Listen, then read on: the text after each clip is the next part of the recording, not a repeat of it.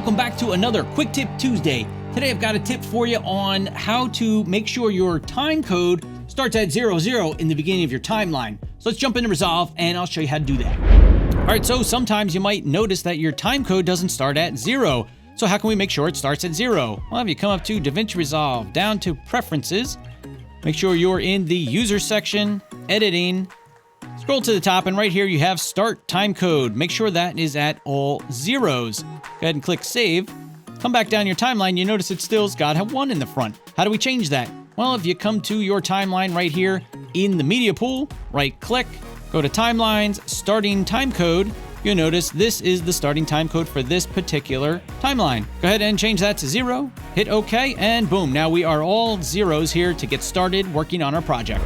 All right, guys, there you go. There's your quick tip for this Tuesday. If you want to see more videos like this, go ahead and subscribe to the channel. Hit that little bell notification so you get notified when I put out a new video. And if you like this video, give it a thumbs up. Thank you guys for watching, and I will see you in the next video. Peace.